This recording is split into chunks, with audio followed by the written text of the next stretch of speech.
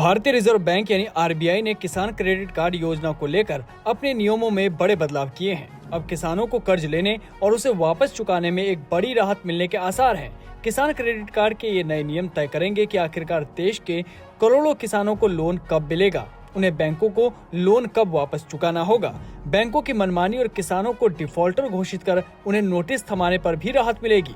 पूरी वीडियो को आखिर तक देखने पर किसान भाइयों को समझ में आएगा कि केसीसी के नए नियमों से क्या किसान को फायदा होगा या बैंक को ही फायदा पहुंचेगा।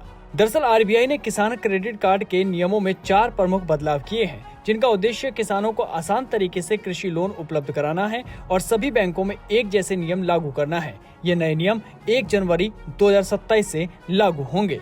इसमें सबसे पहला बदलाव है, अब आरबीआई ने बैंकों की मनमानी खत्म करते हुए फसल की अवधि यानी कि क्रॉप सीजन को 2 भागों में बांटते हुए देश में एक समान कर फिक्स कर दिया है।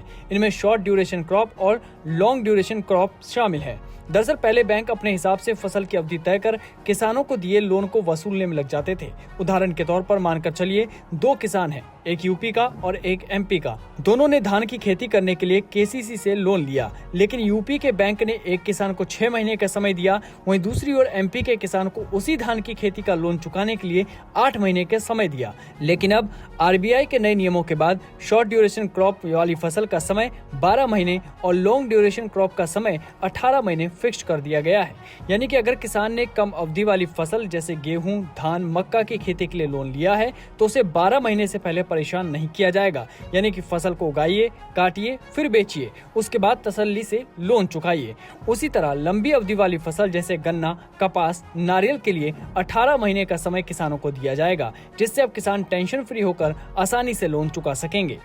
दूसरा बड़ा बदलाव है 2 लाख रुपए तक के लोन पर सिक्योरिटी माफ। जी हाँ, नई गाइडलाइन के मुताबिक 2 लाख रुपए तक के कृषि और उससे जुड़े लोन के लिए किसानों को किसी भी तरह की सिक्योरिटी या मार्जिन मनी देने की आवश्यकता नहीं होगी। बैंक इसे पूरी तरह से माफ करेंगे।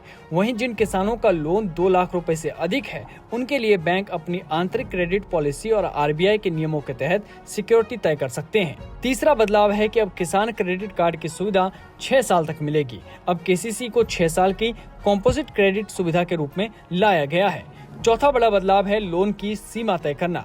अब बैंक ये देखेंगे कि आपके फसल की खेती पर कितना खर्च आता है, उसी के आधार पर केसीसी की सीमा तय होगी। बैंक बीज, खाद और कीटनाशक, मजदूरी, फसल कटाई के बाद का खर्च, खेती की देखभाल, नई तकनीक अपनाने के खर्च को भी ध्यान में रख सकता है।